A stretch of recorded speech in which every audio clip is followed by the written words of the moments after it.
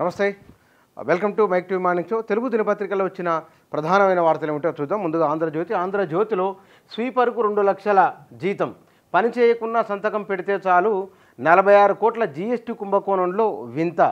ఈ బైక్ పేరుతో 7 బోగస్ కంపెనీలు, డైరెక్టర్లంతా ఈకోవకు చెందినవారే, పైసా ఖర్చు లేకుండా పత్రాలతోనే బురుడి, దర్యాప్తులో నిగ్గు తేల్చిన సిసిఎస్ పోలీసులు అనే వార్త ఆంధ్రజ్యోతి మొదటి పేరు వచ్చింది. అతను స్వీపరు, ఆఫీసును శుభ్రం చేయడమే పని, కానీ పని చేయకుండా అడిగినప్పుడు సంతకాలు పెట్టి మాత్రం నెలకు 2 లక్షల రూపాయల జీతం అతనికి. అయితే జీఎస్టీ రీఫండ్ కోసం అతను డైరెక్ట్గా చూపించడమే.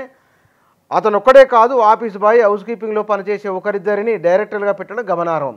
ఈ నెల 4న వెలుగులోకి వచ్చిన 46 కోట్ల జీఎస్టీ రీఫండ్ కుంభకోణంలో సిసిఎస్ పోలీసులు దర్యాప్తు చేస్తున్న కొద్దీ ఇలాంటి విషయాలు వెలుగులోకి వస్తున్నాయి.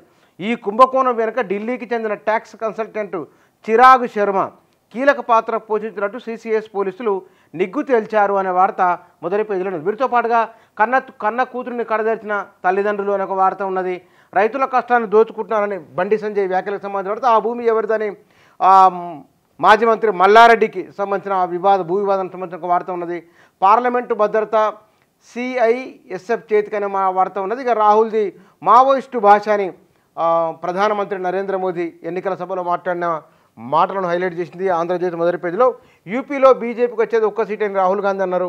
వేలాది కేజ్రీవాల్ పుట్టుకొస్తారు, ఆపును నాశనం చేయలేరని అరవింద్ కేజ్రీవాల్ చెప్పిన మాటను హైలైట్ చేసింది. ఇక కాంగ్రెస్లో మమత చిచ్చు అనే వార్త. 4 రాష్ట్రాలు 49 స్థానాలకు ఎన్నికలు అనే ఒక వార్త ఉన్నది. ఇక అయితే ఓకే షరతులతో కూడిన మంత్రివర్గ సమావేశానికి ఈసీ ఓకే చెప్పిన వార్త ఉన్నది. హెలికాప్టర్ ప్రమాదం, ఇరాన్ అధ్యక్షుడు రైసీ గల్లంత్ అనే వార్త. డయాగ్నోస్టిక్ హబ్బులకు జబ్బు అనే వార్త ఉన్నది. ఇక ఈర్ ప్యానల్లో దక్షిణ అండమాన్కు నైరుతి అనే వార్త. రాష్ట్రంలో నేడు వర్షాలు అనే వార్త ఉన్నది. సాక్షిలో కోడు పోగానే పందేరం అనే వార్త ఒక బ్యానర్ స్టోరీగా తీసుకున్నది. సాక్షిలో T20 ప్రపంచ కప్ ట్రోఫీ అనే ఒక వార్త ఉన్నది. వీటితో రాహుల్ నోట మావోయిస్టు భాష అనే వార్త. బీజేపీ ఆఫీసు ముట్టడి, అరవింద్ కేజ్రీవాల్ వార్త ఉన్నది. సెల్ ఫోన్తో హై బీపీ అనే వార్త. నేడు రాష్ట్ర కేబినెట్ భేటీ అనే వార్త ఉన్నది. అంతరిక్షంలోకి వెళ్ళొచ్చిన తెలుగోడు అనే వార్త. నేటి నుంచి టెట్ అనే వార్త ఉంది. కుప్పకూలిన ఇరాన్ అధ్యక్షుడి హెలికాప్టర్ అనే వార్త. నేడు 5వ దశ పోలింగ్ అనే వార్త ఉన్నది. అనుమతి లేకుండా అమెరికాకు ముందస్తు బెయిల్ లేకుండా విదేశాలకు చంద్రబాబు అనే వార్త.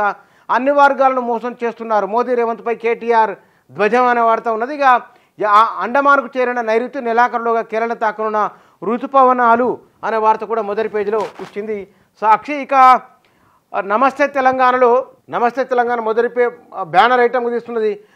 లిక్కరు బ్రాండ్ల ప్రమోషన్, 5,000 కోట్ల కమిషన్, అనధికార మద్యం పాలసీకి ప్రభుత్వ పెద్దల స్కెచ్ అనే వార్త ఉన్నది. సీఎం చెట్టే మాకేంటి, వడ్లు కొనక 20 రోజులైందని ఒక వార్త ఉన్నది. ఇక ఇరాన్ అధ్యక్షుడు హెలికాప్టర్ క్రాష్ అనే వార్త మొదటి పేజీలో వచ్చింది. నమస్తే తెలంగాణ కూడా అండమాన్కు తాకిన నైరుతి అనే వార్త కూడా ఇచ్చింది. బీఆర్క్ ఆల్ ఇండియా టాపర్లు మనోళ్ళు అనే వార్త. బీజేపీకి 8 సార్లు యువకుడి ఓటు, పోలింగ్ వీడియో వైరల్ అయిన వార్త. ఇక ఆపరేషన్ చీపురుకు బీజేపీ కుట్రని వార్త. కిస్తీ కడతావా చస్తావా అని ఒక స్టోరీ ఉన్నది. డోలాయమానం ఆర్టీసీ విలీనం అనే వార్త. ప్రైవేట్ కేంద్రాల్లో డ్రైవింగ్ లైసెన్స్ అనే వార్త. సర్కారు చేతిలో ప్రైవేట్ బడి ఫీజు, బిడ్డర్ల నిర్లక్ష్యం, 3,000 కోట్ల భారం అనే వార్త ఉన్నది. ఇక మేయర్ కిడ్నాప్కు యత్నం అనే వార్త. అధికారమా ధిక్కారమా అని కేటీఆర్ చేసిన వ్యాఖ్య. నేడు కేబినెట్ భేటీకి సంబంధించిన వార్త మొదటి పేజీలో ఇచ్చింది నమస్తే తెలంగాణ. ఇక ఈనాడులో అడవిలో కూలిన ఇరాన్ అధ్యక్షుడు హెలికాప్టర్ అనే వార్త.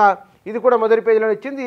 తిన్నోళ్లకు తిన్నంత అనారోగ్యం అనే ఒక స్టోరీ ఉన్నది. ఇక వీటితో పాటుగా మంత్రిమండలి సమావేశం నేడు అనే వార్త. 5వ విడతలో జోరెవరిదో సార్వత్రిక ఎన్నికల సంవత్సరం నైరుతి ప్రయాణం మొదలైందనే వార్త కూడా మొదటి పేజీలో ఉన్నది. ఇక దేశానికి తెలుగు వెలుగులు అని తెలుగు తేజాల సారథ్యంలో భారత బొగ్గు రంగం అనే వార్త ఇచ్చారు. ఇక ఆశతో పెట్టుబడి, మోసాలకు పట్టుబడి అనే వార్త మొదటి పేజీలో ఉన్నది. 4 తెలుగు దినపత్రికలు మొదటి పేజీలో ప్రయారిటీ ఇచ్చిన వార్తాంశాలు ఇవి.